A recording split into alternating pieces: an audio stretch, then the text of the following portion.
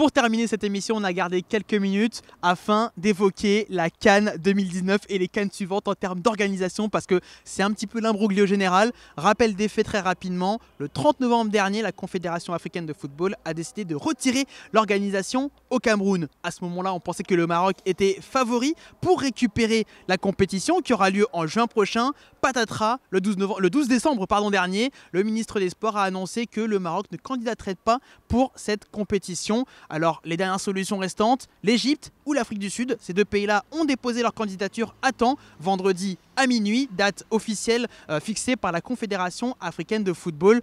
Lamine Diallo, comment expliquer tout cet imbroglio autour de cette CAN 2019? On pensait que c'était clair que le Cameroun allait l'avoir et finalement, patatras.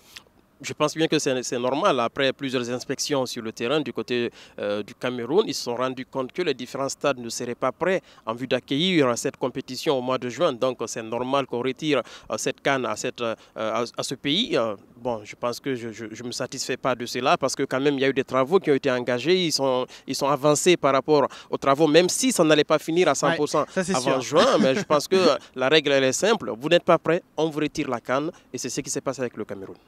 Et ça a cause de grandes conséquences pour les CAN suivantes puisque Ahmad Ahmad, le président de la CAF, avait décidé de réattribuer la CAN en 2021 au Cameroun, ce qui fait que de fait, la Côte d'Ivoire qui devait organiser en 2023 va organiser en 2023. La Côte d'Ivoire a dit quand même qu'il ne comptait pas s'en laisser faire et le président de la Fédération ivoirienne a annoncé avoir porté plainte devant le tribunal arbitral du sport. Est-ce qu'on peut comprendre quand même les Ivoiriens qui se sentent lésés devant une situation qui n'est pas de leur fait? D'abord, il faut le dire, ce n'est pas normal qu'on retire la CAN à un pays et qu'ensuite on vous donne celle qui vient après en retirant une autre CAN à un autre pays. Normalement, lorsque vous n'êtes pas capable de rendre les stades à temps, on vous retire la CAN, c'est fini. Vous n'avez plus le droit d'organiser celle qui vient. Donc je pense que je comprends les Ivoiriens qui sont frustrés parce qu'ils se sont certainement aussi préparés à recevoir la CAN à 2021. Et si jamais, parce que le Cameroun n'est pas prêt, ça doit retomber sur eux, je pense qu'ils ont raison d'aller porter plainte.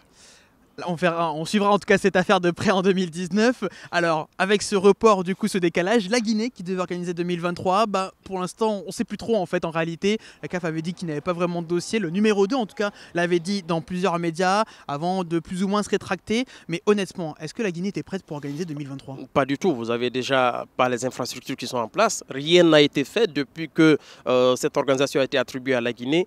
On ne s'est pas bougé dans ce pays-là tout simplement parce qu'il y a eu le COCAN qui a été mis en place, mais seulement 2 réunions depuis là. Les infrastructures, donc moi je dis tout simplement que la CAF nous enlève la honte tout simplement parce que 2023 allait arriver et qu'on n'avait rien fait, qu'on arrête de polémiquer. Si la CAF dit qu'il n'y avait pas de dossier, c'est vrai qu'on a déposé candidature pour 2019-2021. Il n'y a aucun dossier où c'est écrit 2023 pour la Guinée. Je pense que tout simplement c'est le mois, ça a été un marché de gré à gré donné à la Guinée cette CAN 2023. Donc si on nous la retire, on n'a que nos yeux pour pleurer.